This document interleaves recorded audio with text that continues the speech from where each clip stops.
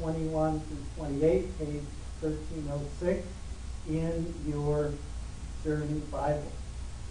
Mark is an interesting gospel. It's the shortest of the four. It likely is Peter's recollection that he told to John Mark, who wrote down the things that Peter told him.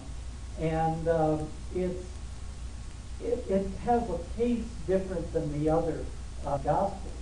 You will see if you read through Mark, there are 15 or 16 chapters, if you read through a chapter a day, you will come across the word immediately very frequently in Mark, and so it's kind of fast-paced compared to the other ones. They went to Capernaum, and when the Sabbath came, Jesus went into the synagogue and began to teach. Remember, Jesus was born in Bethlehem, was raised in Nazareth, and then as an adult, as a man, Capernaum kind of became his center, his hometown, and there in the province of Galilee. He went into the synagogue and began to teach. The people were amazed at his teaching because he taught them as one who had authority, not as the teachers of the law. And remember, the teachers of the law would refer to, like, the Torah. This is what the Torah says. Or this is what the rabbis say. And as opposed to the prophets who would say, "Thus saith the Lord," Jesus' approach and his way of demonstrating his authority is he would say often, "You have heard it said, but I say to you." So he was taking upon himself the authority of the one who spoke clearly, most clearly, the word of his Father. So he taught them as one who had authority, not as the teachers of the law. One of the things the teachers of the law were good at is footnoting. So they would say things, but then they would reference back to either the Torah or the prophets or one of the rabbis. Just then, a man in their synagogue who was possessed by an evil spirit cried out, "What do you want with us, Jesus of Nazareth?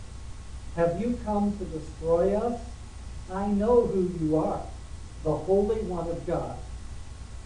"Be quiet," said Jesus sternly. "Come out of him." The evil spirit shook the man violently and came out of him with a shriek.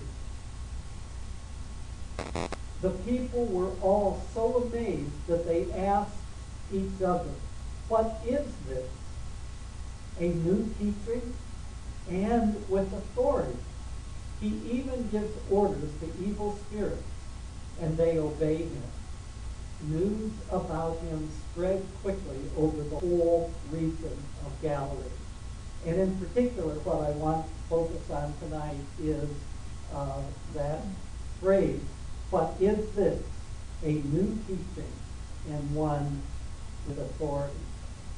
His new teaching was not a new teaching, but it was a new teaching. That's what we call a paradox.